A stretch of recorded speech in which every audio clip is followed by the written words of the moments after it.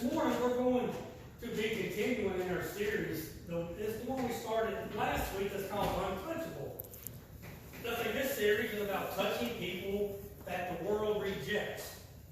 It's like before I get too deep in our sermon this morning, I just want to ask a real quick, simple question. How many of you like paying taxes? How many of you would say that you love the IRS? Or that you love the date April the 15th? How many of you look forward to the date April the 15th? Well, the truth is, taxes and tax collectors usually don't bring smiles to people's faces. Now, if I did have one good run-in with a tax collector once, this was the first year that we was married. It's like we filed our taxes, and it's like a month after we filed our taxes, we got a letter back from the IRS that stated that our taxes was done wrong, and that we was actually getting back more money than we originally anticipated. Well, it's like I didn't know that stuff actually really happened. I always thought it went the other way. But it's like that only happened once. Now it's usually the other way. Now they're telling you that you owe more back, and it keeps getting less and less every single year. So I guess that was our one freebie in life. One time the government actually gave us back more money than we thought. But the point I'm trying to make is that tax collectors aren't exactly who we want to hang out with on a Friday or a Saturday night at a cookout. It's like for most of us, tax collectors, we consider them to be sleazy, they're crooked, they're dirty, they're outcasts of this world. They are untouchable. But just remember that the people that the world cast away, that's the exact people that Jesus came to touch. Even crooked tax collectors. And so for our untouchable story this morning, our story is about a tax collector by the name of Matthew who happened to become a disciple of Jesus Christ. So if you have your Bibles, you can turn to the book of Matthew, chapter 9, and it's using one of the Pew Bibles. It's on page 709. But it's the book of Matthew, chapter 9, and we'll be looking at the verses 9 through 13, and this is the calling of Matthew to be a disciple of Jesus. Matthew chapter 9, verses 9 through 13. It's like it says, as Jesus passed on from there, he saw a man named Matthew sitting at the tax office, and he said to him, "Follow me." As he arose, it's like he followed him. Now it happened as Jesus sat at the table in the house, that behold, many tax collectors and sinners came and sat down with him and his disciples. And when the Pharisees saw this, they said to his disciples, "Why does your teacher eat with tax collectors and sinners?" That's like when Jesus heard this, he said to them, "Those who are well have no need of a physician, but those who are sick. But then go and learn what this means. I desire mercy and not sacrifice. For I did not come to call the righteous, but to call sinners into repentance." So just a little background on our character Matthew this morning. Matthew, that is also called Levi in some of these four Gospels. He is also the name of Levi. He was a tax collector for the Roman government. That's it. Matthew lived in a town of Capernaum, which just happened to be the exact place where Jesus would set up his ministry during his earthly reign here. That's it. As a tax collector, Matthew would have been real skilled in the art of writing and real skilled in the art of record keeping. This would have made him a very detailed person. These are pretty handy traits for a disciple of Jesus to have. After all, this guy, Matthew, the tax collector, is the name bearer for the book of Matthew that we're reading now. This guy we're reading, this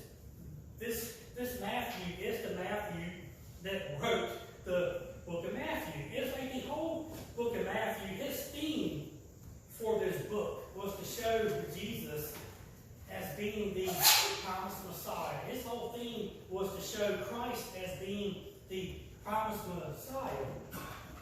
That's why it's important to know that all four of the Gospels all have a particular theme in mind.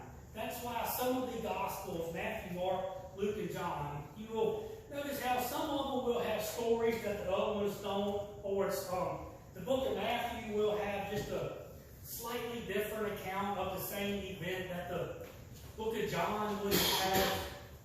It's like skeptics, it's like naysayers like to use this as ammo by saying that the Bible contradicts itself. When in reality, what we are getting is 1, 2, 3, maybe even 4 different viewpoints of a particular event. You are getting 4 different people's viewpoints of an event that happened. That's why, like I said, Matthew, the whole point of his book was to try to show Jesus as being the promised Messiah. Mark, in the book of Mark focused more on the miracles of Christ. Luke, in the book of Luke being a doctor, he focused more on the exact details of an account. And that's like the book of Luke. Luke will take a whole chapter to describe an event that Matthew, Mark, and John may have wrote in 3 or 4 verses. Luke would have had a whole chapter to that event. Luke was a very detailed person. And John, that wrote the book of John, John's whole point of his book was to show Jesus as being the one and only Son of God. That's like John 3:16 states that it says that Christ was the only begotten Son of God. So I think that it's important for us to understand how we got the 4 Gospels, and it's sort of get a background of the 4 Gospels. So the book of Matthew the focus is to show that he was the promised Messiah. That's just a little background on our man Matthew's morning. But the reason this morning that I want to say that Matthew was an untouchable, why he was an outcast, why he was shunned by the world, is because of his title of tax collector. So then that brings up the question, why was a tax collector so hated back in ancient Jerusalem? Why did that make you an untouchable? How did being a tax collector make you an outcast of this world? See, because tax collectors were hated intensely by the Jews because of their crookedness, because of their oppressive taxes. And it's like a tax collector would actually add tax to the tax. Say that Rome would say you owe 20% tax. It's like a tax collector would charge you 30% tax, and then he would pocket the other 10%. So that's why they were considered to be an outcast. But it's most of all, tax collectors were hated because they served the interests of the Roman government. They served Rome. So then this made tax collectors, they were actually considered as a traitor. They were considered as a traitor to their own kind. They were considered a traitor to the nation of Israel. And it's like, this here would be like us seeing an American joining ISIS. This would be the same concept. That tax collector was actually joining the enemy. It's like we often see tax collectors lumped with the word sinners. We see this phrase throughout the 4 Gospels, this phrase, tax collectors and sinners. You always see that phrase kind of lumped together. And that's like just in the verses that we read alone, we see that phrase twice. And there's 2 times alone, just in those short few verses, we see this phrase, tax collectors and sinners.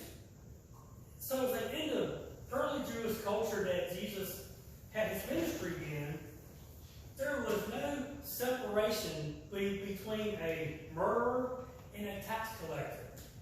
was no separation between a thief or a robber and a tax collector. There was no kind of separation between your everyday common criminal and like a tax collector. They were all one and the same. They were considered to be the same. That's why you always see tax collectors and you always see the word sinners. They are lumped together because like in this culture, they hated tax collectors so much that they actually put them in the same group as what we would call a sinner. But yet, Christ takes the time to touch this untouchable. Jesus takes the time to touch this untouchable tax collector. It's like Jesus just doesn't touch. He just doesn't touch him. But Jesus calls Matthew to be one of his disciples. He calls him to be one of his chosen 12. He calls him to be one of his inner circle. And it's like Matthew, as we talked about, goes on to write one of the 4 gospel accounts of the life of Jesus. Matthew, this unwanted tax collector, this untouchable tax collector, gets handpicked by Jesus himself to be a follower of him. But the sad thing is, unfortunately, this act of grace of Christ, this act of mercy towards Matthew, this here really sets the Pharisees on edge. Because last week we talked about the Pharisees. We talked in detail of who they were, it's like what they stood for, and it's like we described who these men were. And it's like in short, the Pharisees were one of the leading religious groups in the time of Jesus' earthly ministry. And it's like once again we see Jesus getting in hot water with the Pharisees. We saw that last week. It was like throughout the 4 Gospels, you always see Jesus and this group of Pharisees. They're always butt heads. So basically, we see Jesus getting in trouble with the church leaders of his time simply for reaching out to this untouchable. And it's like the sad thing is, this still goes on today in a lot of churches. And it's like I've grown up in the church, and it's like I have served in many leadership roles in the church. It's like I am old enough to have seen this unfortunately play out way too many times in churches today. There are way too many people that are being shunned. There's way too many people that are being pushed aside by churches and by other church members simply because they don't fit into a certain category or a class. All of us have driven down a road, and it's like we've all made a joke about, that church is a rich church. That church is a 3-piece suit, a gold watch church. We always label churches. It's like we label church members. It's like we try to make people fit into a particular class or a category before we accept them. But it's like that's not what church is supposed to be about, and that's what Jesus is trying to show the Pharisees in the story. Yes, the story is about the calling of Matthew as a disciple, but the story is more about the lesson that it's more about what Jesus is trying to tell these Pharisees. Because see, Jesus, he actually challenges this way of thinking, this way of thinking of you got to put church inside of a box. We see in verses 12 to 13, we see Christ saying that those who are well have no need of a physician, but those that are sick. It's like a healthy person doesn't need to go to the doctor to get some type of medicine. We don't go to the doctor to get an antibiotic just for fun. We only do that if we're sick. It's the sick that needs a doctor. It's the sick that needs medicine. Jesus is trying to give the Pharisees an illustration that they can understand. He is trying to show them that he's trying to show them that church is a place for lost, hurting, untouchable people of this world.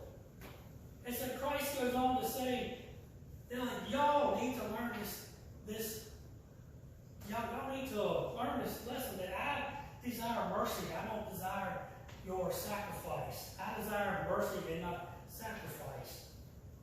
Now, this phrase right here would have really hit the Pharisees right in the gut. This particular phrase really would have slapped them right in the face. Because, see, remember last week we learned that the Pharisees were all about keeping every single letter of the law. They was all about putting on a show. They was all about keeping every single letter of the law. And it's like this law actually included the laws of the sacrifice. They were real big into keeping up with all of the Old Testament sacrifices. And it's like what Jesus is saying to them is that you're sacrificing all of your sacrifices, all of your works, all of this laws that you are going by, all of your burnt offerings stink. They are all worthless. Simply because you don't have compassion on your fellow man. You are all about sacrifice. It's like you don't know anything that's about mercy. I desire mercy more than your sacrifice. It's like the same is true for us. The same is true for this church. We can sacrifice all of our time. We can sacrifice all of our energies for this church. But if we're not doing it to reach out and to help our fellow man or to reach the untouchables, Jesus says that it's all worthless, that it's all in vain. See, because it's all about mercy, and it's not about sacrifice. So, I mean, there's no wonder that the Pharisees, they hated Jesus, and that they plotted to kill him, because Jesus told them that everything they were doing, everything that they'd done up to this point was all worthless. But as Jesus doesn't stop there, Jesus continues to go on. Jesus continues what a gauntlet there. Jesus says, For I did not come to call the righteous, but I came to call sinners into repentance. That there would have been another slap in the face to the Pharisees. Because what Jesus is saying here, he is telling the Pharisees that, look, guys, I did not come here for you. I did not come here to make you happy. I did not come here to make the Pharisees simply be happy. I came for these people. I came for the sinners. I came for the ones that you call tax collectors and sinners. That's the people that I came for. I didn't come for the righteous. I came for the sick. And it's like, guys, that's our whole series that we're going through in a nutshell. That is this whole series in a nutshell, that Jesus came for the untouchables. Jesus came for the brokenhearted. Jesus came for the lost. Jesus came for the widowed. He came for the imprisoned. He came for the orphan. He came for the sick. Jesus came for you. He came for me. He came for every single one of us. He didn't come for all the righteous of the world. He came for us. Jesus went to the cross for you. He went to the cross for us. Jesus died for you. Jesus rose from the grave on the third day for you. Jesus defeated death so that you can have life. He defeated death so that we can have new life. Doesn't to have this new life, all that you have to do is do what Matthew does in the story. Jesus simply called him. As I said, that Matthew just simply stood up and he followed him. That's all Matthew did. Jesus asked him to stand up, and Matthew stood up and he followed. Matthew didn't have to change the fact that he was a tax collector before Jesus would accept him. Matthew didn't have to have all the answers to all the questions that he had there before Jesus would accept accept him. Matthew didn't have to cut ties with all his crooked tax collector friends before Jesus would accept him. All he had to do was stand up and simply follow Jesus. Jesus says, follow me, and I will answer your questions. Follow me, and I will give you the courage and the resources to change your life. I will give you all the answers. All you have to do is just simply follow me. That if you're here this morning and if you want to follow Jesus, all you have to do is, just please just let me know. You can either come up here during our final closing song, and I will pray with you, Lord. You can always come to me. Listen, if there's some kind of private way, doesn't we can set something up. But it's whichever way it is this morning, just do it this morning. Please follow Jesus this morning, because tomorrow is sadly never. Tomorrow is never promised. We've seen way too many young people die in the last few weeks in car accidents, and it always seems like there's one that are almost every single day. It's like tomorrow is never promised. So please make that decision to follow Jesus this morning. Let us close in prayer.